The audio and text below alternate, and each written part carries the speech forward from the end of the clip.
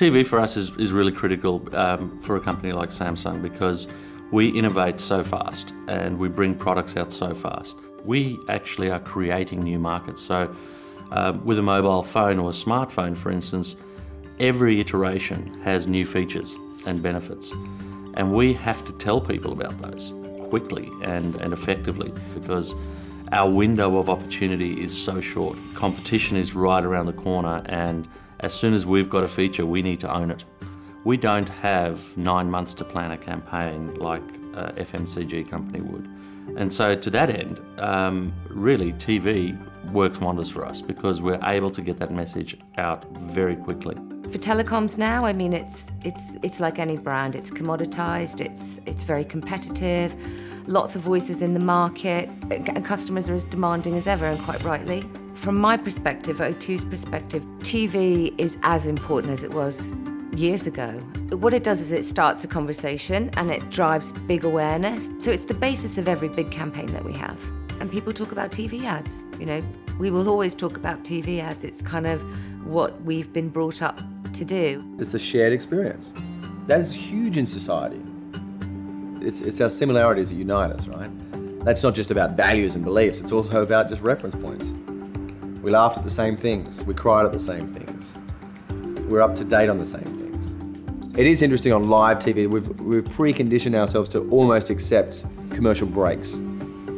Whereas in our more intimate mediums, the idea of an interruption of that, we're not programmed for that. Consumers really need to be at the heart of any strategy. You need to entertain them, you need to give them something of use. For Samsung, I think awareness actually isn't our issue, it's engagement. And using a medium like TV brings it to life immediately and we get a very big impact very, very early. We've got a campaign on for Smart TV now, which is large production budget and is quite spectacular in terms of what it looks like and it feels like. So we spent quite a considerable amount of money creating an ad which was entertaining because that's what you're competing against. And we don't spend $1 without knowing how much it's going to return to us. From a results perspective, the early indicators are great. The single biggest measurement we have in Samsung is sales. Ultimately, if we're not selling TVs, we know it's not working. We use TV, we track the ROI very closely. Consumers don't really put a blurry line between stuff they like and stuff. If they like it and it happens to be brought to you by a brand, or they like it and it happens to be brought to you by, a television studio, they don't care. It's about planting the seeds of emotion or really putting a stake in the ground. And I think the best work is built around pre-existing communities and people's pre-existing behaviours, and then you have to put a layer of entertainment or relevance or worthiness or whatever's appropriate. If you hit a nerve the right way, you can, it's dramatic from the get-go. We can see massive spikes from TV ads, but they're also a massive creative challenge to, produce something that's interesting and that customers want and will talk about.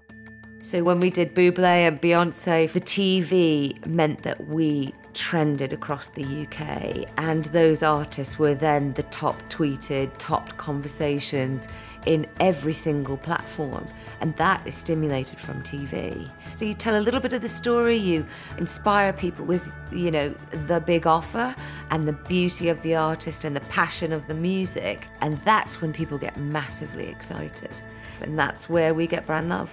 The role of TV as a platform, I think, is probably as critical as ever.